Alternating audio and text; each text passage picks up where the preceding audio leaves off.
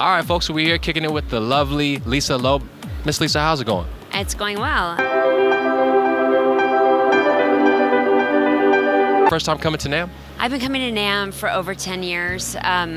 I've been playing music professionally for so long that when I had an opportunity to finally come to NAMM, I didn't know exactly what it was going to be like, but when I got here, I was blown away because all the different companies of the guitars, the microphones, the capos that I use on my guitars, the guitar strings, cables, all the stuff that I was so excited about when I was growing up, when I'd go into the music store, it's all here. And the people who created it, people who designed it, the people who, if you have issues with your electronics, you can talk to the people who actually created it and have a conversation with them. And also, so it's come to the point where it's almost like visiting old relatives. Like there's just people I've known for so long.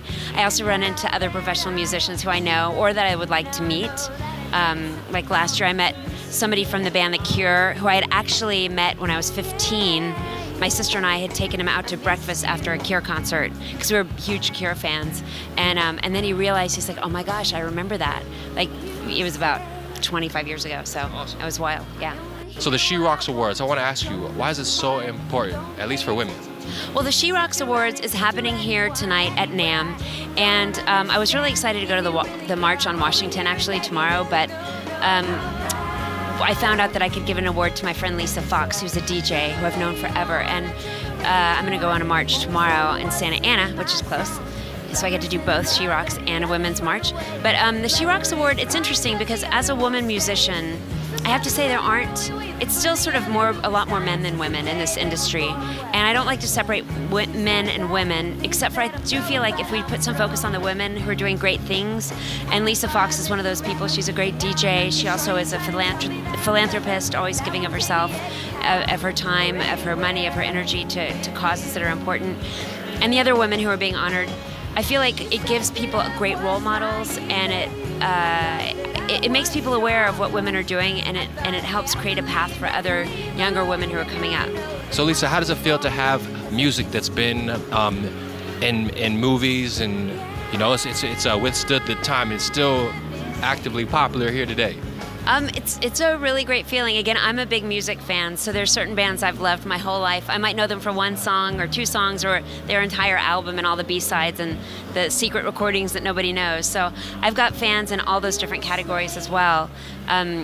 People recognize me a lot, and the song that was most popular was a song called Stay, I Missed You. It went to #1 in 1994, and I didn't have a record deal at the time. I was an independent artist, so it makes me feel really, I like that confidence in being independent and doing things the way that I want to do them and the way I want to make music. And it's always really wonderful. I play this song, Stay, in all of my concerts.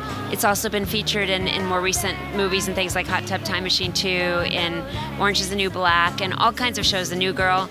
And I feel like when I play it, there's a definite sentimental feeling from the audience, and sometimes a sense of humor because people often sing popular songs in silly ways or change the lyrics. Right. But also, I always feel like there's a real resonance with what's happening now. People really connect to it now, and so that makes me feel really good as a musician myself and as a fan of other music.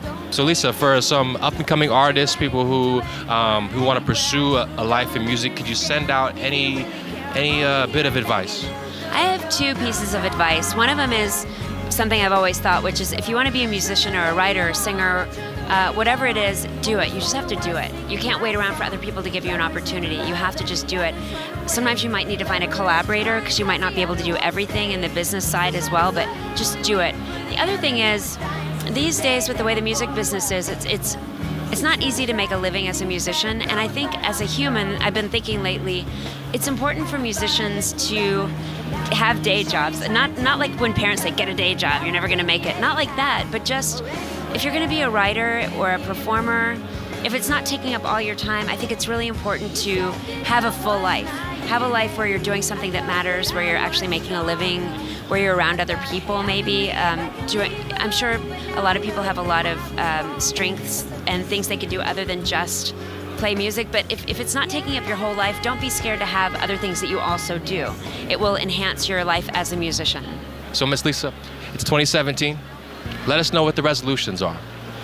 Well, the resolutions for me are to continue making music. You know, I've just put out 2 records recently, exclusively through Amazon. One is a nursery rhymes record that came out about a year ago, and one is a record called Feel What You Feel, which is a family-friendly record. And I'm trying to work on more projects like that. That project features Craig Robinson, the comic actor. You might know him from The Office. He's in a lot of movies and shows.